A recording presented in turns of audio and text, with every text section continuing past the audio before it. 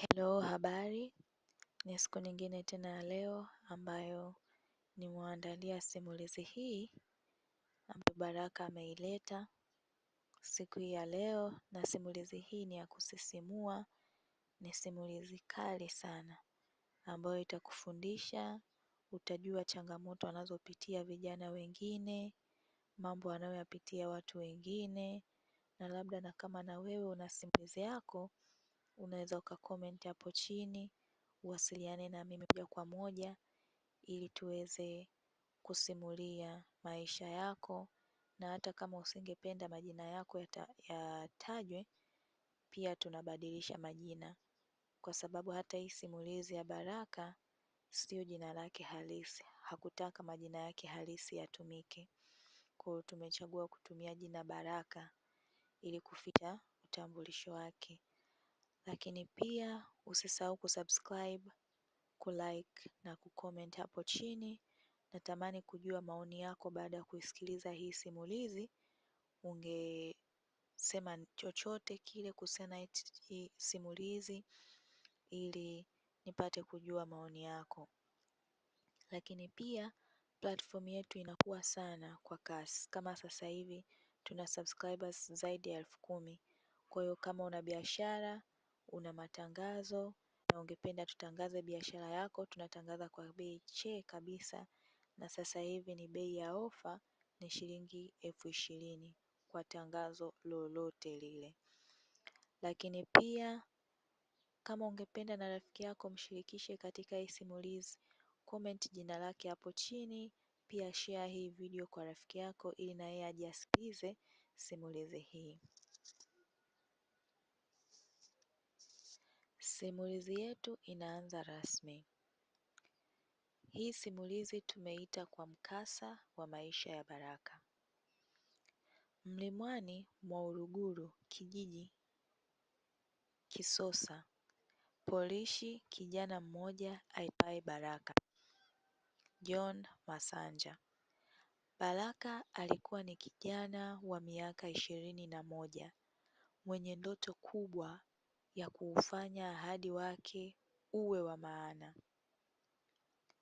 Alikuwa amekulia katika familia ya kimaskini sana yenye watoto 5, wakiishi kwenye kibanda cha udongo kilichokuwa kimezeeka, kimeisha na kukwaruzika.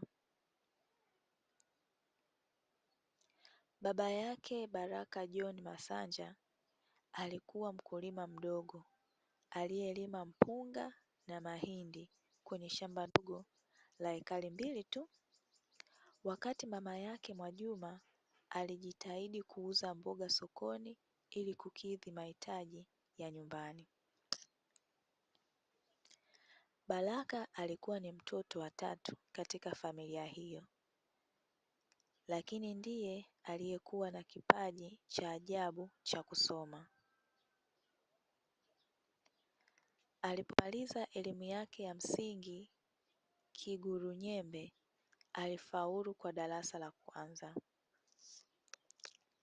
Alipomaliza elimu yake ya msingi Kigurunyembe, alipata ufaulu wa kumwezesha kwenda kidato cha kwanza, jambo lililowashangaza walimu wake wote.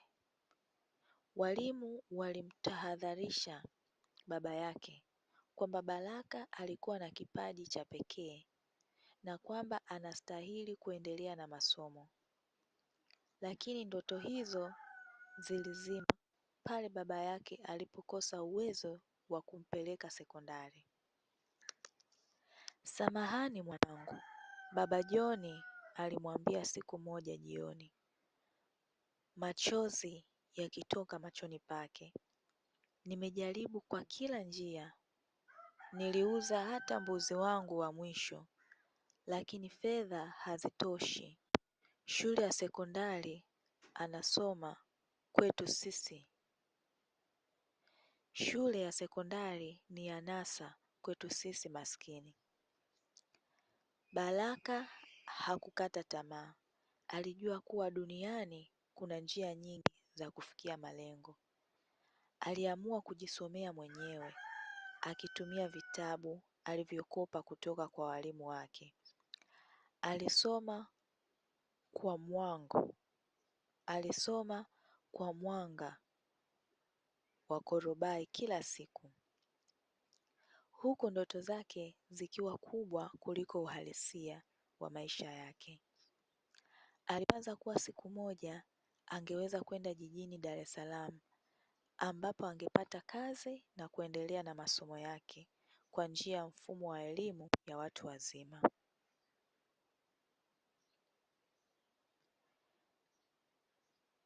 Ilipofika mwaka 2020, Baraka alifanya uamuzi mgumu. Alimwambia baba yake, "Baba, nimechoka kuona familia yetu ikiteseka. Nitasafiri kuelekea Dar es Salaam. Nitafute kazi, niwasaidie nyumbani na pia nijisomee. Nimesikia kuna fursa nyingi jijini.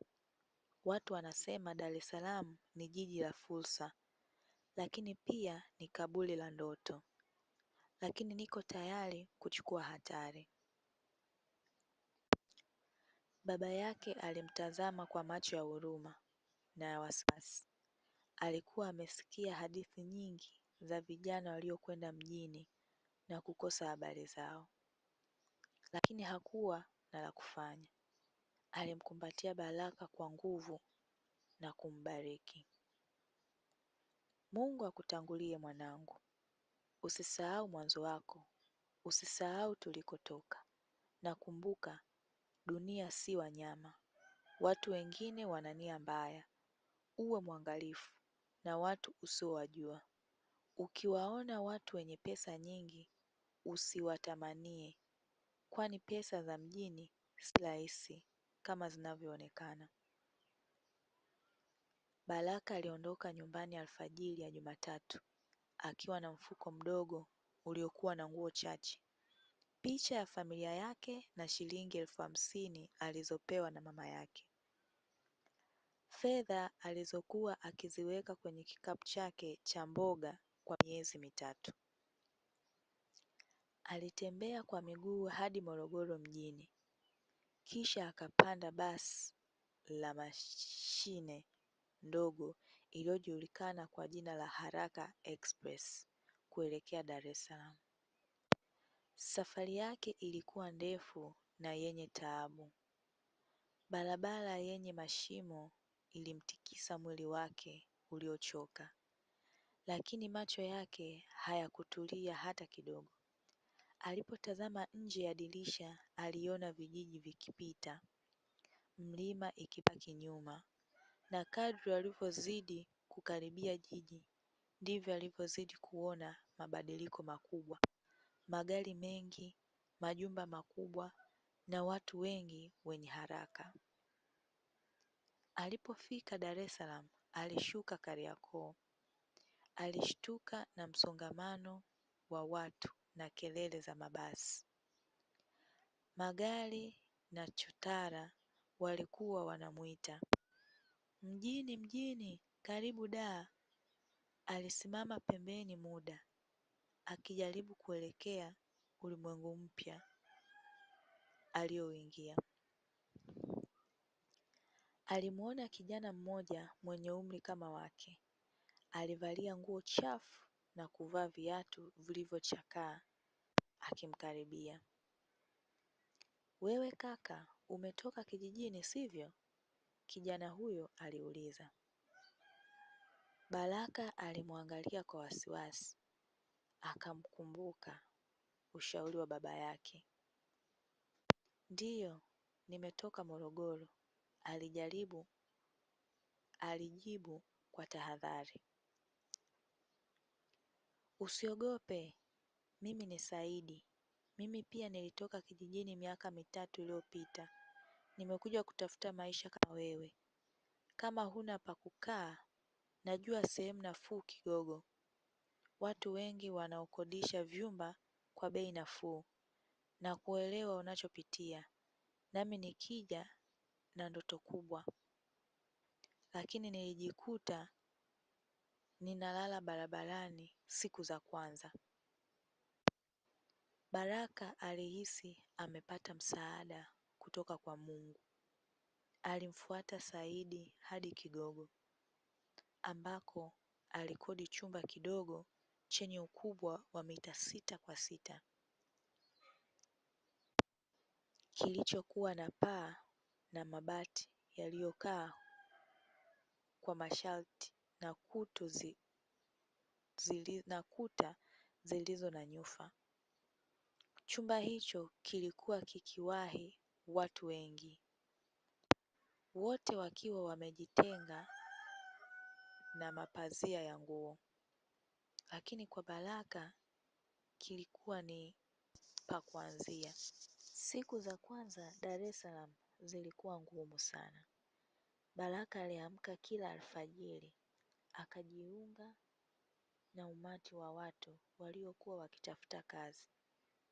Alitembea mtaa hadi mtaa, duka hadi duka, akitafuta kazi yoyote.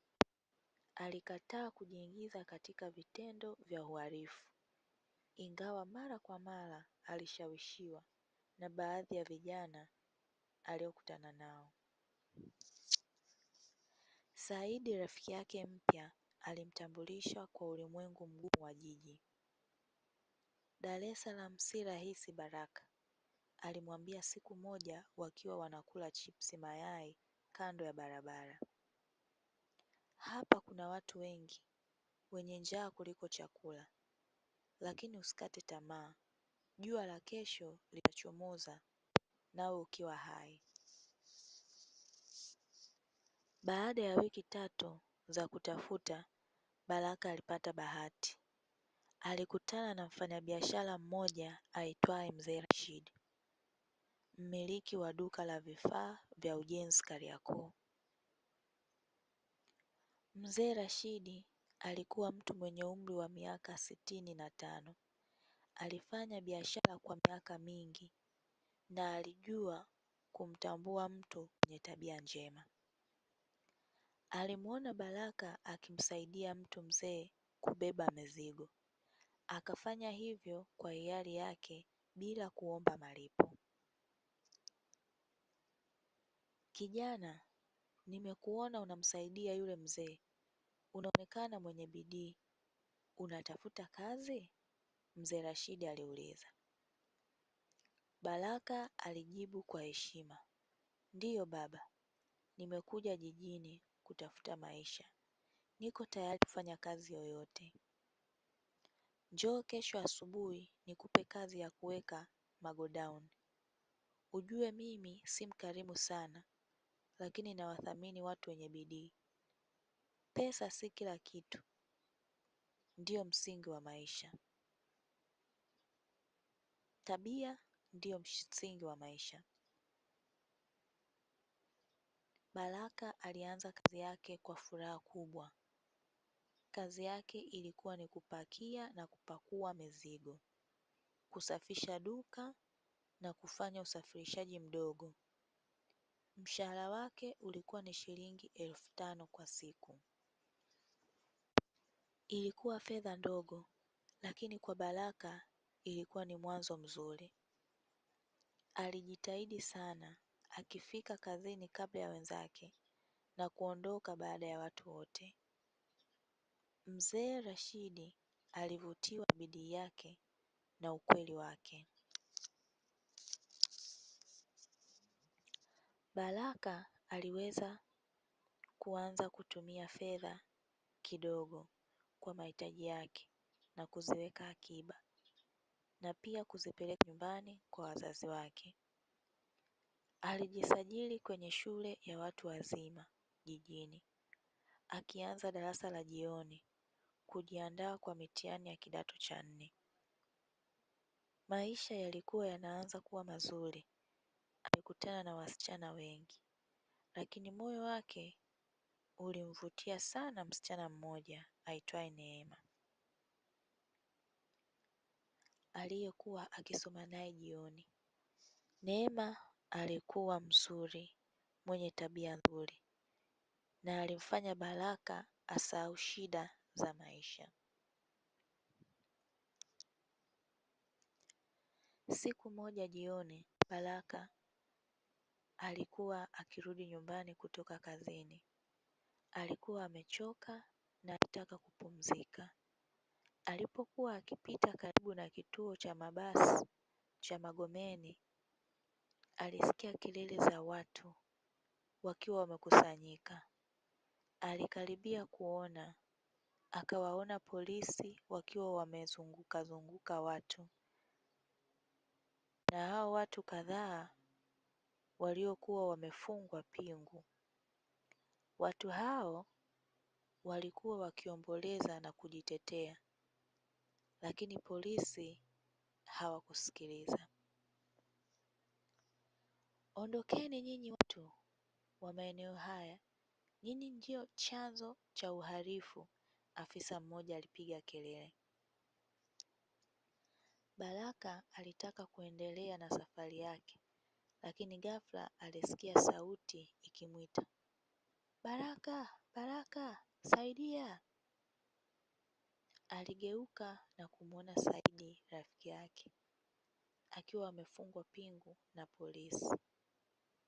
Saidi alikuwa akijaribu kujitoa, lakini polisi walikuwa wakimpiga na kumlazimisha kuingia kwenye gari la polisi. Polisi wanakamata watu bila sababu. Baraka, usimame ushuhudie, nimekamatwa kimakosa, Saidi aliendelea kupiga kelele. Baraka alijaribu kuwaeleza polisi kwamba Saidi hakuwa na hatia. Aliwakaribia polisi kwa heshima. Samahani bwana, huyu rafiki yangu si mhalifu, anafanya kazi ya ujenzi, anaishi na sisi, ninaweza kuthibitisha. Afisa polisi alimtazama kwa dharau. Wewe nani? Je, wewe ni rafiki yake? Basi na wewe ndiye mhalifu. Ninyi nyote mnafanya kazi pamoja. Huyu jamaa tunamshuku kwa wizi uliotokea jioni usiku katika duka la vifaa vya elektroniki. Tumeshafanya upelelezi.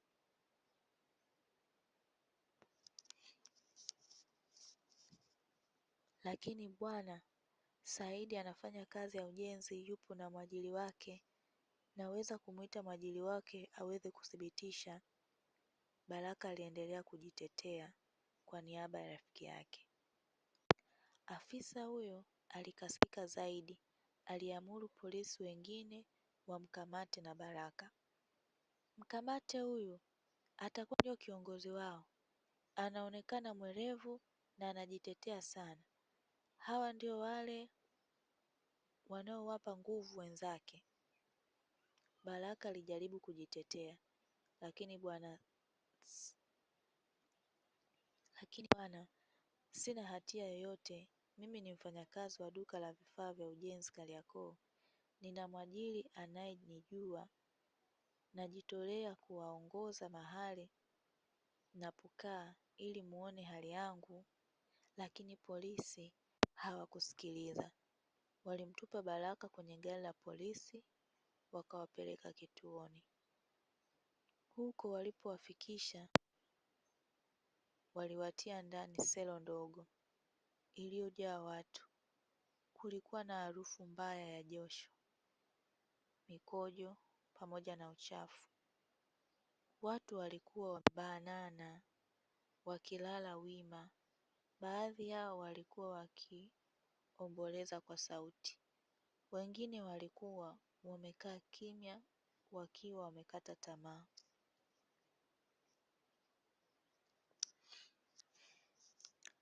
Baraka alihisi kama ndoto yake imevunjika vipande vipande. Alimkumbuka baba yake alivyomwambia, Dar es Salaam ni kaburi la ndoto. Je, hivi ndivyo maisha yatakavyokuwa kwake? Alijaribu kujituliza. Akamwomba Mungu ampe nguvu na hekima ya kukabiliana na hali hiyo.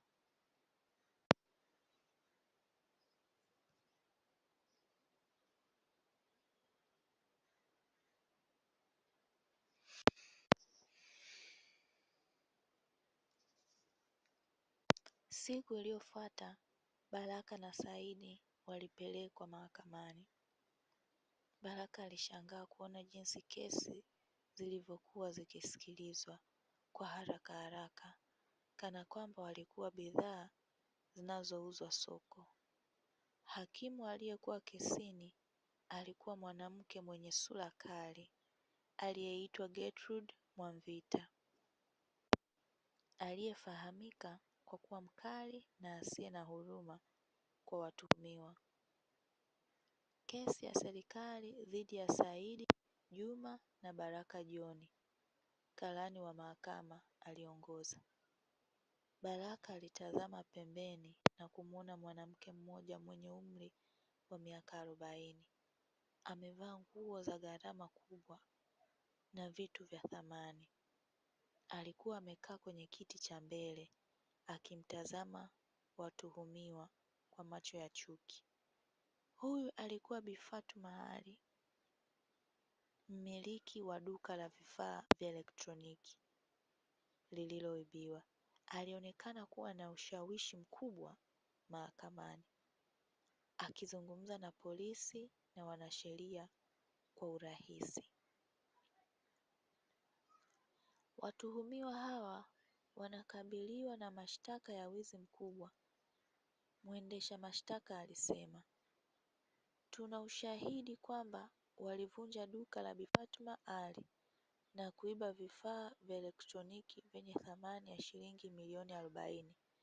Ushahidi wetu ni pamoja na ushuhuda wa mashahidi na pia vitu vyao vilivyopatikana karibu na eneo la tukio. Baraka alijaribu kujitetea kwa sauti ya ujasiri. Mheshimiwa hakimu, tafadhali niruhusu niseme, mimi sina hatia yoyote. Siku hiyo nilikuwa kazini hadi jioni. Mwajiri wangu anaweza kuthibitisha, na ushahidi wananchi kuwa nao si wa kweli. Hakimu Gertrude alimtazama kwa macho makali.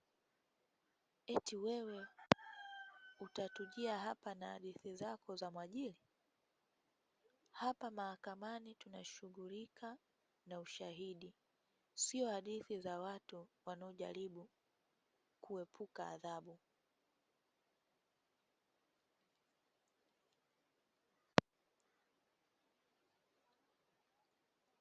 Saidi naye alijaribu kujitetea, lakini hakimu hakumsikiliza.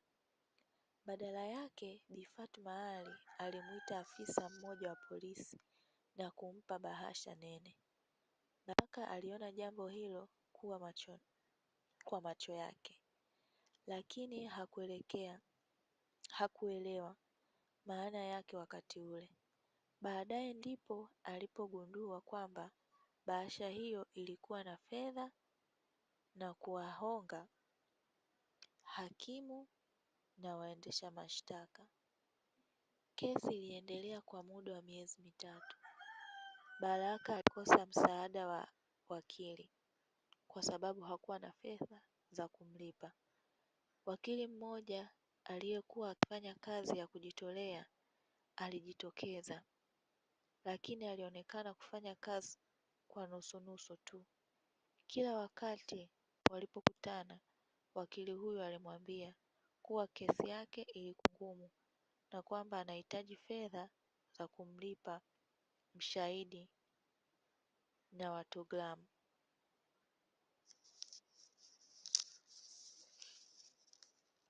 Baraka, ninakwambia ukweli, wakili huyo alimwambia siku moja.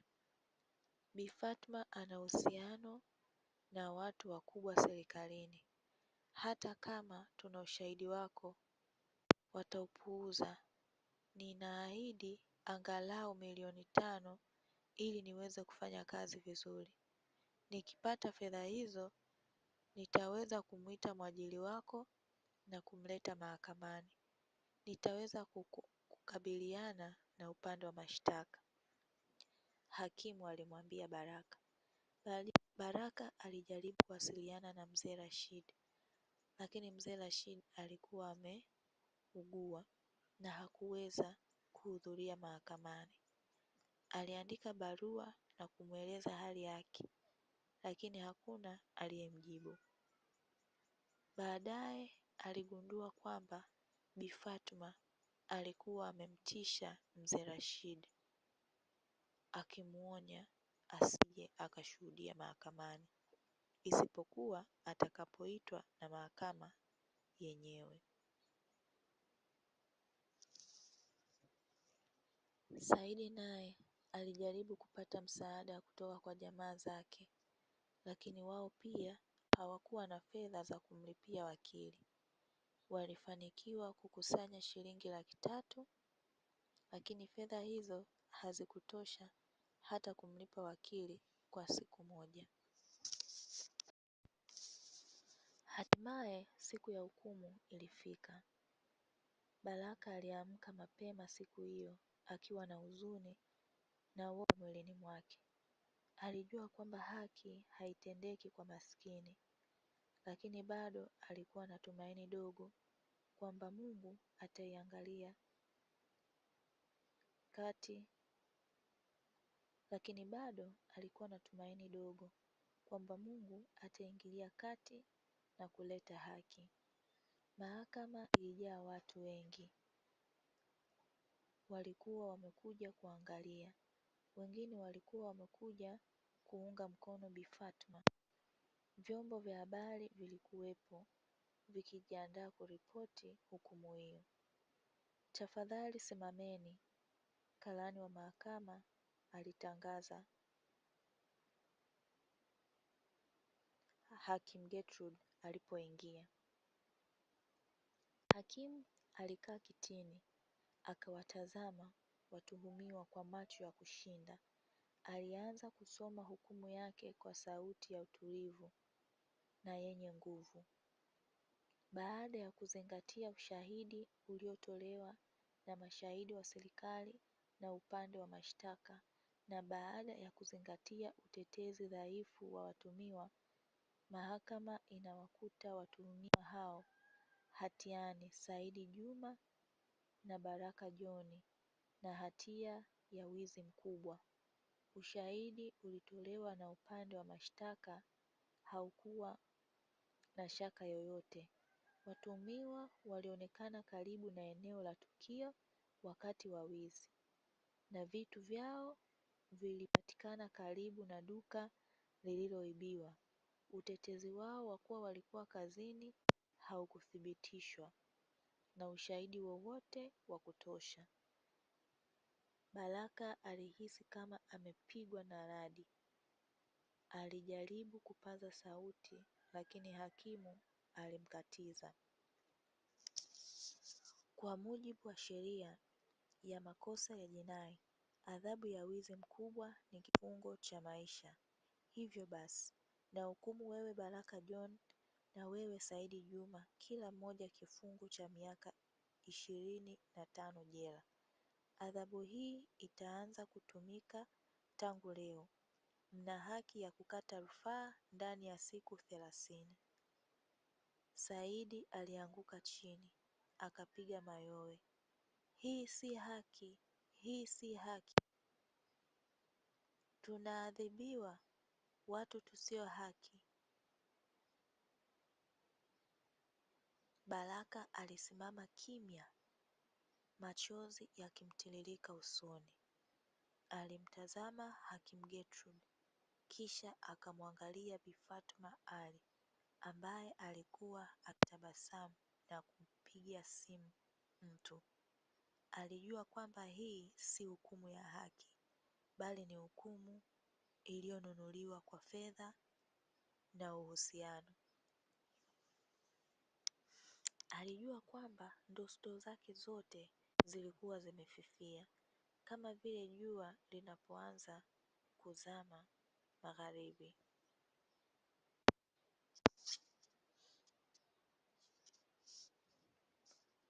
Baraka alipelekwa gereza la Ukonga. Alipofika mlangoni, aliona lango kubwa la chuma lililokuwa limefungwa kwa mnyororo mkubwa. Nyuma ya lango hilo kulikuwa na kuta ndefu zenye waya wa umeme. Alihisi kama ameingia kaburini, mahali pasipo na matumaini.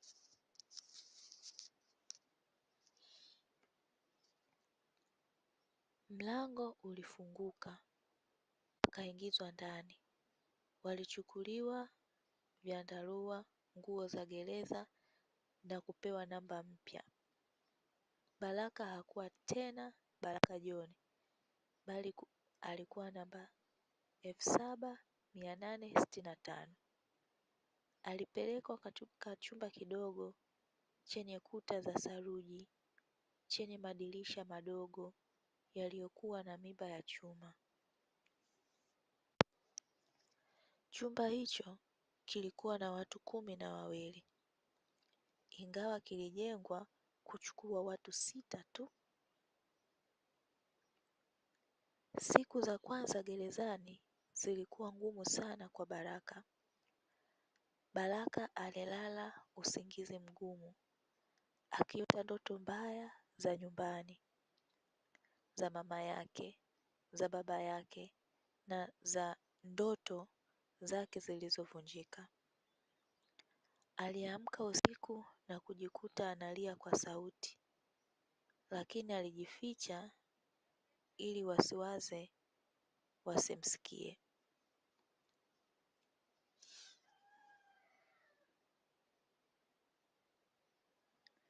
Saidi rafiki yake aliwekwa gereza tofauti.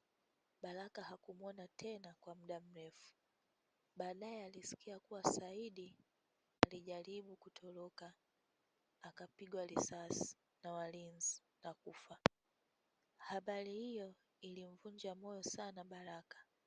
Alijiona kuwa amebaki peke yake katika ulimwengu wa mateso na dhuluma. Maisha gerezani yalikuwa na mateso makubwa. Baraka alilazimishwa kufanya kazi ngumu za kuchimba mawe, kuvunja kokoto na kusafisha mabomba ya maji taka. Alikosa chakula cha kutosha na matibabu. Mara kwa mara alipigwa na walinzi na pia na wafungwa wenzake waliokuwa wakali. Alijifunza kuvumilia na kujificha woga wake. Lakini changamoto kubwa zaidi ilikuwa ni kukosa mawasiliano na familia yake. Alijaribu kuandika barua nyumbani, lakini hakujua kama zilifika. Hakupata jibu lolote. Aliwaza kwamba wazazi wake hawakujua aliko na kwamba walikuwa wakimtafuta bure. Pengine walidhani amekufa au ameungana na majambazi. Miaka 5 ilipita. Baraka alikuwa sasa mtu mzima mwenye umri wa miaka 26. Alikuwa amezoea maisha ya gereza, lakini hakuwahi kusahau ndoto yake ya kuwa huru na kuendelea na masomo. Alijitahidi kujisomea kwa kutumia vitabu alivyopata kutoka maktaba ndogo ya gereza. Alisoma kila kitabu alichokiona, kuanzia historia, siasa hadi sheria. Siku moja alikutana na mfungwa mwenzake aliyeitwa Juma Mwinyi. Juma alikuwa mwalimu wa shule ya sekondari kabla ya kufungwa kwa makosa ya kisiasa. Aliona bidii ya Baraka akamfundisha zaidi. Pamoja walijenga darasa dogo gerezani, wakiwafundisha wafungwa wengine kusimama na kusoma na kuandika. Baraka, usikate tamaa, Juma alimwambia siku moja. Wanaweza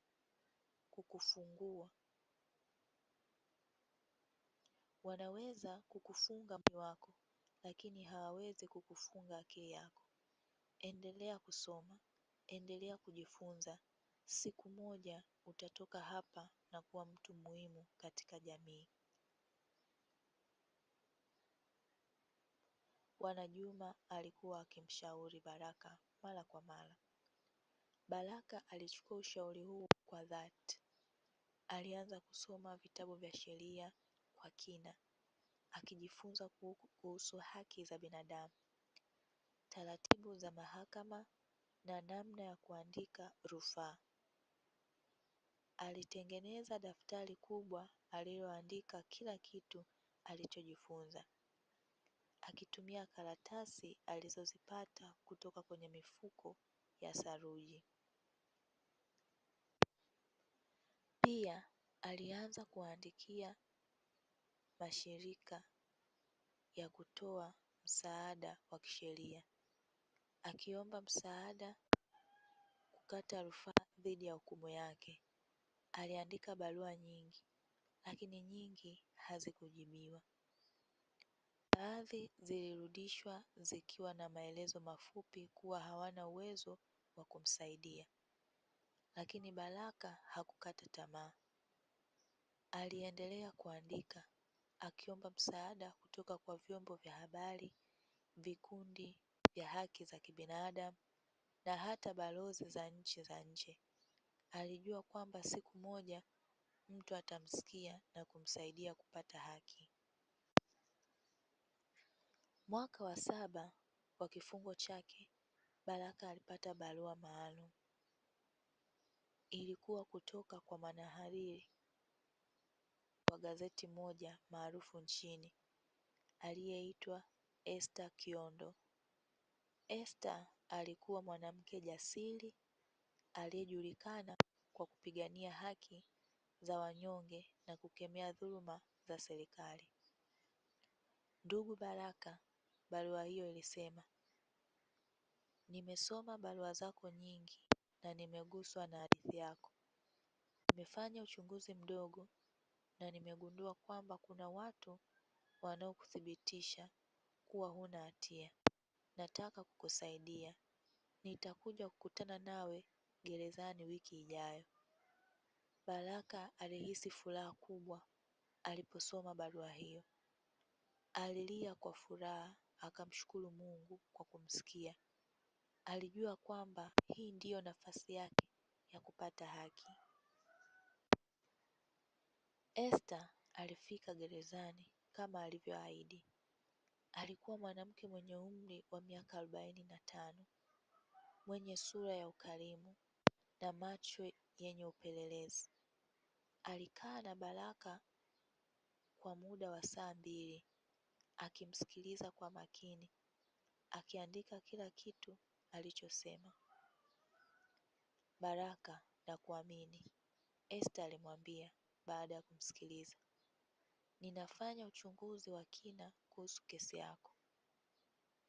Nimezungumza na mzee Rashid ambaye sasa yuko mzima na yuko tayari kushuhudia. Pia nimezungumza na baadhi ya polisi waliokuhudumia. Nao kati yao wako tayari kusema ukweli kuhusu rushwa waliopokea kutoka kwa Bi Fatma.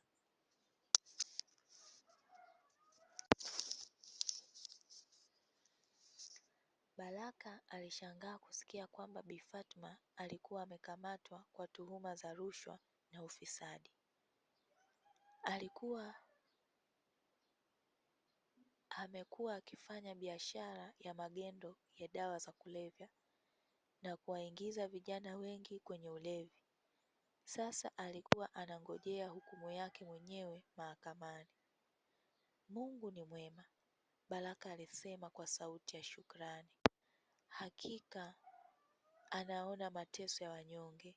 Sasa ndio wakati wa haki kutendeka.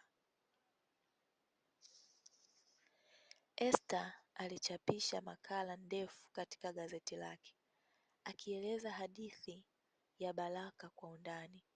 Makala hiyo iliitwa Maskini Mjini, hadithi ya kijana aliyefungwa bila hatia. Ilisomwa na watu wengi nchini na hata nje ya nchi. Watu waliguswa na hadithi hiyo, wakaanza kutoa misaada ya kisheria na fedha kumsaidia Baraka kupata haki. Shirika moja la haki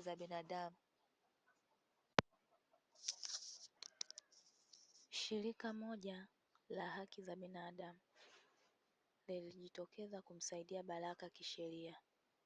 Wakili wao Bi Sophia Mhina alikuwa mwanamke mwenye ujuzi mkubwa wa sheria na alikuwa ameshinda kesi nyingi za haki za binadamu. Alifanya kazi kwa bidii akikusanya ushahidi wote, akawaita mashahidi wote na akaandaa rufaa imara. Rufaa hiyo iliwasilishwa Mahakama ya Rufaa. Baraka aliomba kuandika ushahidi wake na kueleza kwa undani mateso aliyoyapitia. Aliandika kwa mioyo yake yote, akieleza jinsi alivyokamatwa kimakosa, jinsi alivyofungwa kwa miaka 7, kosa ambalo hakulifanya, na jinsi alivyoteswa ndani ya gereza. Aliandika, Mheshimiwa Mahakama ya Rufaa, mimi si mwizi. Mimi ni kijana maskini niliyetoka kijijini kutafuta maisha. Nimefungwa kwa miaka 7 kwa kosa ambalo sikulifanya. Nimepoteza familia yangu, nimepoteza ndoto zangu, nimepoteza miaka yangu bora ya ujana, lakini sijapoteza imani yangu kwa Mungu na kwa haki. Naamini kwamba siku hii mahakama hii itanirudishia haki yangu. Mahakama ya Rufaa ilisikiliza kesi hiyo kwa makini. Wakili Sophia aliwaita mashahidi watatu muhimu: Mzee Rashid aliyethibitisha kuwa Baraka alikuwa kazini siku ya tukio, afisa polisi Juma aliyekiri kuwa alipokea rushwa kutoka kwa Bi Fatma, na Esther mwenyewe alithibitisha kuwa alifanya uchunguzi wa kina na kugundua kwamba Baraka alikuwa hana hatia. Bi Fatma, ambaye kwa sasa alikuwa mahabusu mwenyewe, aliitwa kutoa ushahidi. Alikiri mwanzoni, lakini baadaye alibadilisha msimamo wake, lakini ushahidi dhidi yake ulikuwa mwingi sana. Baada ya miezi mitatu ya kusikilizwa kwa rufaa, Mahakama ya Rufaa ilitoa uamuzi wake siku hiyo. Baraka aliamka mapema sana. Alijua kwamba leo ndio siku yake ya mwisho gerezani, ama kwa uhuru ama kwa kukata tamaa kabisa. Aliomba kwamba Mungu kwa dhati, akimwomba afanye mapenzi yake. Alipofika mahakamani alikuta watu wengi wamekusanyika. Esther alikuwepo na timu yake ya waandishi wa habari. Wakili Sophia alikuwa amevaa kanzu nyeupe, akiwa na sura ya utulivu na imani. Hata baadhi ya wafungwa wenzake walikuja kumuunga mkono. Mahakama ilianza kwa utulivu. Hakimu mkuu wa Mahakama ya Rufaa, Mheshimiwa Jabir Khamis, alisoma hukumu yake kwa sauti ya utulivu lakini yenye uzito. Baada ya kuzingatia ushahidi wote uliotolewa katika rufaa hii, Mahakama ya Rufaa imefika uamuzi kuwa kumekuwa na makosa makubwa katika kesi ya awali. Ushahidi mpya umeonyesha wazi kuwa mtuhumiwa Baraka John hakuwa na hatia yoyote katika wizi uliotuhumiwa. Kuna ushahidi wa kutosha kuwa alikuwa kazini wakati wa tukio na kwamba polisi walipokea rushwa kumtia hatiani. Watu walianza kushangilia, lakini hakimu aliwaamuru wanyamaze. Kwa hiyo Mahakama ya Rufaa inatengua hukumu ya awali na kumwachia uhuru mtuhumiwa Baraka John mara moja. Pia mahakama inaamuru kuwa serikali imlipe fidia ya shilingi milioni 50 kwa mateso aliyopita kwa miaka 7 ya kifungo kisicho na haki. Zaidi ya hayo, mahakama inaamuru kufunguliwa kwa uchunguzi dhidi ya maafisa wote waliohusika na upotoshaji wa haki katika kesi hii. Baraka alianguka magotini, akamshukuru Mungu kwa machozi. Alimkumbatia wakili Sofia, kisha akamkumbatia Esther. Watu wote walikuwa wakipiga makofi na kumwaga machozi ya furaha. Hata baadhi ya waandishi wa habari walikuwa wakilia. Nimekuwa nikingojea siku kwa miaka 7, Baraka aliwaambia waandishi wa habari baadaye. Nimepoteza miaka 7 ya maisha yangu, lakini nimejifunza mengi. Nimejifunza kuwa haki si rahisi kupatikana kwa maskini, lakini ikiwa hautakata tamaa, Mungu atakutendea haki. Nimejifunza kuwa wapo watu wema ambao wako tayari kusaidia wanyonge, na nimejifunza kuwa hata katika giza kuu kuna mwanga wa tumaini. Baraka alitoka gerezani akiwa mtu mwenye umri wa miaka 28. Alikuwa amekomaa, amepevuka na ana hekima kubwa kuliko wengi wa rika lake. Alirudi kidogo, alikodisha chumba kipya, kikubwa kidogo na chenye starehe zaidi. Lakini zaidi ya yote alirudi na ndoto mpya ya kusaidia wanyonge wengine waliokosewa na mfumo wa sheria. Alianza kufanya kazi na shirika la haki za binadamu lililomsaidia, akitoa ushauri na msaada kwa wafungwa wengine waliofungwa kimakosa. Alitembelea gereza moja baada ya jingine, akizungumza na wafungwa, akiwasikiliza na kuwapa ushauri wa kisheria. Pia alianza kuandika kitabu kuhusu uzoefu wake. Kitabu hicho alichokiita Kifungo cha Dhuluma. Kilisomwa na watu wengi na kuleta mwamko kuhusu udhalimu ulioko katika mfumo wa sheria nchini. Alipata pesa za kutosha kuanzisha shule ndogo na watoto yatima Kigogo aliyoipa jina Shule ya Tumaini. Katika shule hiyo aliwaandikisha watoto waliokuwa wakiishi mitaani na kuwapa elimu bure pamoja na chakula na matibabu. Alimtafuta mama yake na baba yake, akawakuta bado wako hoi, lakini wako hai, ingawa wamezeeka na kuwa dhaifu. Alipowafikia nyumbani Kilosa, mama yake alianguka chini kwa mshtuko wa furaha. Alimkumbatia Baraka kwa nguvu, akalia kwa furaha. Mwanangu, nilidhani umekufa, mama yake alilia. Nilikuwa nakuombea kila siku, nikimwomba Mungu akulinde, na Mungu amenisikia. Baba yake naye alimkumbatia kwa machozi. Nimekuwa nikingojea siku hii ya miaka 7. Nimekuwa nikiwaambia watu kwamba mwanangu hana hatia. Sasa Mungu ameonyesha ukweli. Baraka alimwambia wazazi wake kwamba sasa anaweza kuwasaidia. Aliwanunulia nyumba mpya, akawapatia matibabu bora na akawahakikishia kwamba hawatahangaika tena.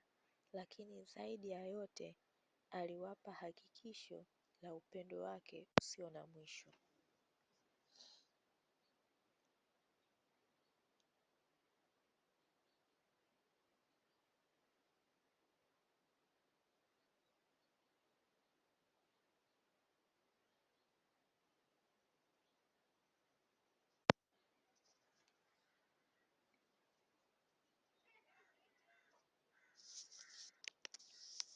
Ndugu msikilizaji, Simulizi hii ya Baraka si ya kipekee.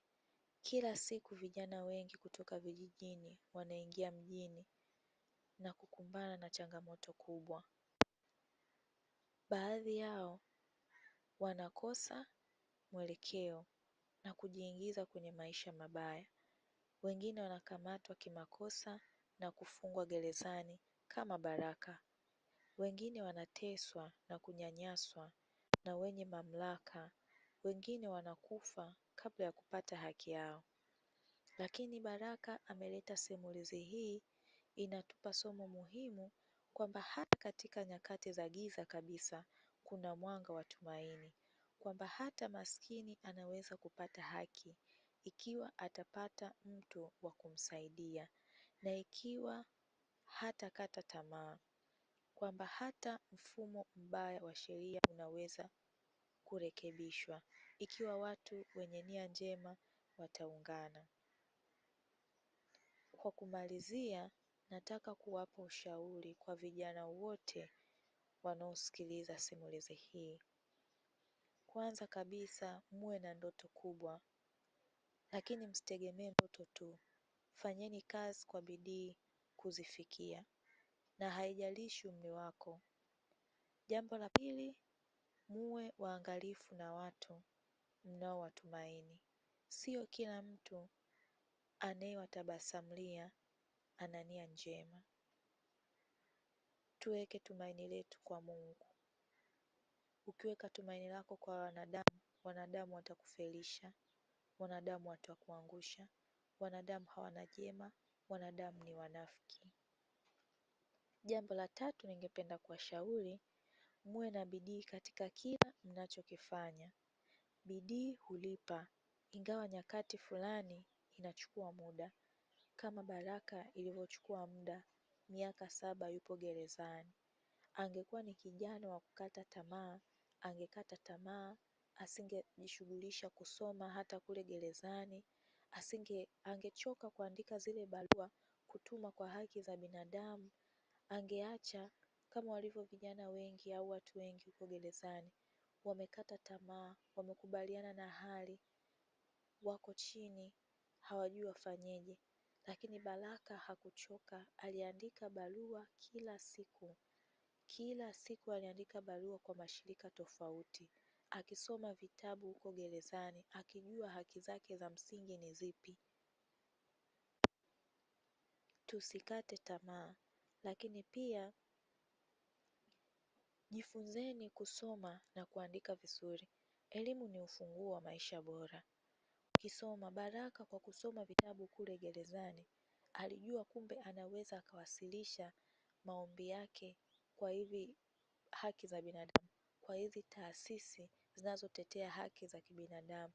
Akiangalia pale kwa kusoma, kwa kufuatilia, hakukaa tu gerezani kama mtu asiyekuwa na mwelekeo au mtu aliyekata tamaa. Lakini pia epuka vishawishi vya mjini. Dawa za kulevya, ulevi na uhalifu havinaga mwisho mwema. Ingawa Baraka hakuwa mlevi, hakuwa kama vijana wengine, lakini wapo wengine ambao tunajua historia zao. Walevi wanavuta madawa ya kulevya, wengi hawajawahi kuwa na mwisho mwema, zaidi ya kuwa wezi na kupigwa mawe na kuchoma mawe na kufa. Lakini pia jitolee kusaidia wengine. Kwa kuwasaidia wengine, unajisaidia na wewe mwenyewe, kama maandiko tu yanavyosema, penda jirani yako kama nafsi yako. Una chochote umejaliwa, una chakula, una maji, hata maji ya kunywa, nunua carton, peleka pale gerezani. Hata sabuni, maji sidhani kama wataruhusu, lakini kama hata sabuni zako, sabuni za mche, sabuni za unga, hicho kidogo ulichokuwa nacho, kabla hujala kwenye sikukuu. Kama sasa hivi tunaelekea sikukuu ya kwa Waislamu ni Ramadhani, kwa Wakristo ni Pasaka. Kabla haijafika sikukuu, kula nyama, kula chakula vizuri na familia yako. Pia unaweza ukakamata kitu chochote ulichokuwa nacho, sabuni, ukaenda nacho gerezani, mafuta, ukaenda navyo na vitabu ili wengine wapate kusoma, ukapeleka gerezani, ukawasaidia wengine kabla Mungu ndivyo anavyozidi kukubariki na wewe kukuepushia, kwa sababu hujui kesho yake. Leo umemsaidia mtu gerezani, kesho Mungu anakuepusha na wewe kufungwa gerezani, au kesho Mungu anamuinua mtu mwingine pale unapoingia kwenye shida kukusaidia. Lakini Mungu anashindwa kukusaidia pale endapo wewe mwenyewe husaidii watu na unacho, na usiseme huna, hicho hicho kidogo. Ukienda hata na sabuni 2 pale gerezani ukawapa watu 2, itawasaidia na watakushukuru sana. Ndio maana wahenga wanasema kutoa ni moyo, si utajiri. Yaani usisubirie utajirike uje kutoa. Baraka tumemsikiliza, alikuwa ni kijana mwenye bidii, alimsaidia yule mzee mzigo, ndipo mzee Rashid akamuona Baraka akampatia kazi. Vile unavyowasaidia wengine ndivyo Mungu anainua milango yake na wengine wanakuja kukusaidia. Vile alivyomsaidia yule mzee, vile alivyotaka kumsaidia rafiki yake, ingawa akaingia hatiani, lakini baadaye Mungu akanyoosha mkono wake mpaka anakuja kupata milioni 50 ambazo hakuzitarajia. Na Mungu pia ana njia nyingi za kukunyanyua. Kikubwa usikate tamaa. Yusufu aliuzwa na ndugu zake, akafungwa hadi gerezani, lakini baadaye akaja kuwa waziri mkuu katika nchi ya ugenini. Njia za Mwenyezi Mungu sio njia za kibinadamu. Unaweza ukapita katika shida, katika jambo gumu, ukawa unajiuliza umemkosea nini Mungu? Kwa nini wewe unapitia kipindi hicho kigumu? Nakwambia wapo watu wanapitia kipindi kigumu kuliko wewe na bado hawajakata tamaa na bado wanatumaini kwa Mungu. Shika na hivi vitu 2 au 3. Usikate tamaa. Weka kwanza tumaini kwa Mungu. Usikate tamaa. Fanya bidii katika kila lile jambo. Pale pale Mungu atafanya mpenyo wake. Katika kila jambo pale unapoweka tumaini kwa Mungu, anajua Mungu umemweka yeye wa kwanza. Pia usikate tamaa, ukawa unafanya kwa bidii, pale pale Mungu anafungua njia. Laiti kama huyu Baraka leo tunausikiliza simulizi hii ya kweli, Baraka angekata tamaa, Baraka angevunjika moyo, pengine angekuwa gerezani mpaka leo. Lakini kwa juhudi za Baraka, kwa juhudi alizozitia Baraka, zimemsababisha mpaka leo hii Baraka amekuwa mtu bora. Pengine asingepita gerezani, hata hizo milioni 50 asingezisikia. Angeendelea kupata 5,500 kila siku ambazo zisingempeleka kokote. Lakini kupitia mlango wa kwenda gerezani, hata hiyo miaka 7 ni kama amepoteza, lakini alivyotoka ametoka kuwa na mtu mpya. Ana kazi, anasaidia wengine, kasaidia wazazi wake, kasaidia familia, na yeye mwenyewe maisha yanaendelea. Leo hii ameamua kushare simulizi hii pamoja na sisi, kuwashauri vijana, wazee, watoto. Kwenye maisha changamoto ni nyingi. Kwenye maisha changamoto hazikwepeki. Kikubwa 1, weka tumaini lako kwa Mungu. Hilo la msingi. 2, usikate tamaa. Jambo la 3, tia bidii. Katika hiyo jambo unauza maji, unaona yaendi, mtumaini Mungu. Usikate tamaa, weka bidii. Kama watu umeweka maji watu hawanunui, weka bidii nyingine, weka juisi au punguza bei au fanya jambo lolote lile. Yaani katika kila jambo unahisi umeonewa, iwe kwenye ndoa, una maumivu, weka tumaini kwa Mungu. Usiweke kwa mwanadamu. Ukiweka kwa mwanadamu unaweza ukapiga mahesabu, labda pango imeisha, nimpigie mwanadamu nimwombe hela, mwisho wa siku anakunyima, unabaki unakirika. Na pengine unaweza ukaenda kumpa mtu msaada kwa ambaye una uhakika kabisa huyu mtu msaada anaweza akanisaidia, ipo ndani ya uwezo wake, na bado asikusaidie. Ndicho kitu kinachoumiza. Au unaenda kwa ndugu ambaye una uhakika huyu liko ndani ya uwezo wake anaweza kunisaidia, lakini asikusaidie. Kikubwa weka tumaini kwa Mungu. Weka kwanza tumaini kwa Mungu. Anza na Mungu. 2, usikate tamaa. Mwambie Mungu, mimi nakutumaini wewe. Na Mungu mwenyewe amesema anajua mawazo atuwaziayo sisi ni mawazo mema yatupayo tumaini siku za mwisho. Kwa hiyo kwake kuna tumaini. Kwa Mwenyezi Mungu kuna tumaini. Ukikata tamaa, wenzako wanaendelea mbele. Hii simulizi ya Baraka nimejaribu kuifupisha, lakini ni mapito mengi ambayo Baraka ameyapitia humu ndani ya gereza. mateso aliyoyakuta humo ndani ya gereza, mengine nimeshindwa kuyaweka humu, lakini angetoka na kisasi au angeamua kutoka na kulipiza kisasi, lakini Mungu analipa. Yule bibi Fatma aliyemsingizia kesi, aliyekuwa bilionea, leo hii na yeye kesi imekuwa juu yake. Kesi za rushwa, kesi za madawa zipo juu yake. Yaani uone malipo ni hapa hapa chini ya jua. Yoyote anayekutendea baya, jua Mungu atalipiza. Lakini Mungu atalipizaje? Wewe ukiweka tumaini kwa Mungu, wewe usipokata tamaa, wewe ukiweka bidii kwenye hilo jambo. Umedhulumiwa kiwanja, inauma, labda na mtu unayemjua, na mtu uliyomwamini, rafiki. Wewe weka tumaini kwa Mungu, mwambie amedhulumu, pelekee Mungu, usikate tamaa, tafuta kiwanja kingine. Hata kama ulikipata kwa shida, usikate tamaa. Mungu ana njia nyingi. Ndio maana Mungu akawaambia, mtu akikupokonya kanzu, Yesu akasema mtu akikupokonya kanzu mwachie, kwa sababu anajua mlipiza kisasi ni Mungu mwenyewe. Ukimtumaini Mungu, yeye peke ndo anaweza kulipiza kisasi kwa adui zako. Wala usifikirie kujidhuru, usifikirie kujiua, usifikirie kuwadhuru wengine, usifikirie kwenda kwa waganga, kwenda kuloga eti umkomeshe. Na kwambia utajikomoa wewe mwenyewe. Miaka 7 Baraka yupo ndani ya gereza. Miaka 7, miaka 7 ukiwa gerezani ni mingi, ni mingi kukata tamaa, ni mingi kuvunjika moyo. Lakini Baraka amekuwa mfano mzuri. Ukishindwa kusonga mbele, Baraka atakuwa shahidi siku ya hukumu. Atasema mbona mimi niliweza kuvumilia. Simulizi hii ya Baraka ni kama simulizi ya Yusufu aliyotupwa gerezani na ndugu zake, wakamuuza utumwani ndugu zake. Unaweza ukafanyiwa baya na ndugu zako, lakini usiweke kisasi. Kama unashindwa kusamehe, weka tumaini kwa Mungu, mwambie Mungu, Mwenyezi Mungu, mimi hapa nimeshindwa kusamehe. Mweleze wazi, usimfiche. Mwambie Mwenyezi Mungu, nimeshindwa kusamehe, roho inaniuma, naomba unipe roho ya msamaha, nimwachilie huyu mtu.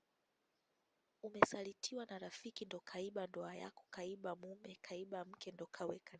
Ni vigumu kusamehe. Mwambie Mungu wazi kwamba Mungu, moyoni mwangu kuna uchungu. Mwenyezi Mungu, mtu fulani, mtaje na majina yake matatu, peleka, mwambie Mwenyezi Mungu, huyu fulani bin fulani amenifanyia ABCD, nashindwa kumsamehe, nisaidie. Uone kama Mungu hatakusaidia. Na Mwenyezi Mungu sio kipofu, wote tunajua. Mwenyezi Mungu sio kiziwi, wote tunajua. Cha ajabu, Mungu anajua hitaji lako, lakini bado unapoenda kumweleza anakusikiliza. Tusikate tamaa. Naongea na vijana, naongea na wazee, naongea na watu wazima. Maisha ya duniani, changamoto zinauma, changamoto ni chungu, changamoto zinaumiza, changamoto zinajeruhi mioyo. Kweli watu wengine wamepitia changamoto, na ninapokea simulizi tofauti tofauti kutoka kwa watu mbalimbali. Na soon kila wiki nitakuwa naweka simulizi mpya ili watu wajifunze kupitia simulizi. Na wewe kama una simulizi yako, comment hapo chini, nitakupa mawasiliano yangu ili tuwapelekee watu simulizi za ushindi, changamoto watu walizopitia na wakashinda, iwafunze na wengine. Hata kusimulia simulizi yako ulichopitia na ukapata ushindi, wengine pia wanajifunza, inawanyanyua juu, inawatia moyo. Mwingine atasema aha, kumbe hata mimi naweza, kumbe langu dogo, ngoja nivumilie, ngoja nimtumaini Mwenyezi Mungu. Unakuta Mungu anakusaidia, hata wewe uliosaidia wengine, hata kwa kutoa tu simulizi na ushahidi. Usisahau kusubscribe, kulike na kucomment, na pia niambie utapenda kusikiliza simulizi kila siku au kila wiki au juma ngapi ambapo utakuwa available, ili niweze kuwapa simulizi kila siku. Ni mimi msimulizi wenu, naitwa Goodness. Usisahau kunifollow Instagram kama unavyoona hapo kwenye screen, ni Goodness. Chao, mpaka siku nyingine.